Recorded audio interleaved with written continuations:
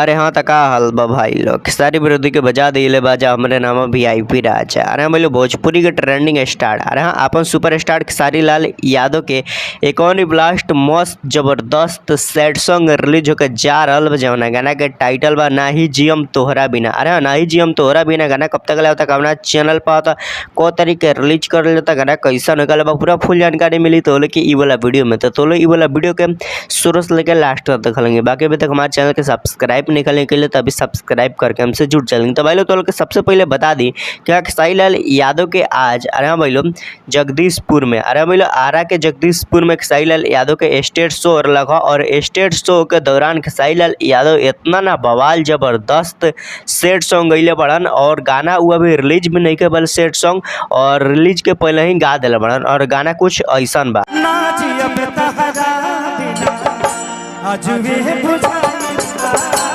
तो तभी तो लोग गाना सुन रहा और गाना बहुत ही बेस्ट बहुत ही जबरदस्त बहुत ही मस्त बा। अरे हाँ भाई लोग ये वाला गाना बहुत ही जबरदस्त बहुत ही मस्त बा और खेसारी लाल यादव स्टेज शो के दौरान गा दिले बड़न और अभी तक गाना रिलीज नहीं खे भल और बिना रिलीज भइल ही खेसारी लाल यादव गाना के गा दिले बड़न। बाकी बात कर ले कि हाँ गाना रिकॉर्डिंग भल बा कि ना तो भाई लोग गाना के रिकॉर्डिंग फाइनल बा और वीडियो भी फाइनल बा और सिर्फ एक के रिलीज कैला के बाकी बा। बाकी बात कर ले कि हाँ कब तक गाना के रिलीज कर जाए तो 5 से 6 दिन में गाना के रिलीज कर दिए काहे कि 5-6 दिन में गाना के रिलीज करे के बाद वही से खेसारी लाल यादव स्टेज शो के दौरान गा दिलन कि हाँ गाना में मतलब गाना के लोग इंतजार करी और म्यूजिक के साथ सुने खातिर इंतजार करी। बाकी तो लोग बता दी कि हाँ गाना के लिखले के बता हमारा इससे में लागत है कि हाँ अखिलेश काश्यप गाना के लिखले बने काहे कि खेसारी लाल यादव गाना गावे से पहले अखिलेश काश्यप से पूछलन कि हाँ गाना कावना धुन पर बा के गावा तो अखिलेश काश्यप थोड़ा सा बतैला तो हमारा लागत है कि हाँ अखिलेश काश्यप भी गाना के मतलब लिखले बड़न। बाकी बात कर ले कि हाँ गाना गईले के बता गाना गईले बड़न खेसारी लाल यादव और सिंगल गाना होके अलावा और गाना बहुत ही जबरदस्त बहुत ही बवाल बतावल जाता कि हाँ गाना होई।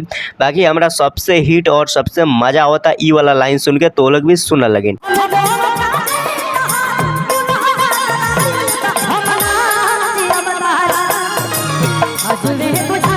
तो अभी सुनला लेकिन ये वाला लाइन हमारा बहुत ही मजा होता सुनने में और बहुत ही अच्छा लगा था और खेसारी लाल यादव दू को लाइन गलन एगो मुखड़ा एगो अंतरा और दोनों लाइन पूरा बवाल बा जबरदस्त बा। तो लोग वेट कर लेंगे बहुत जल्द खेसारी लाल यादव के न्यू सेट सॉन्ग के पोस्टर आवे वाला बा।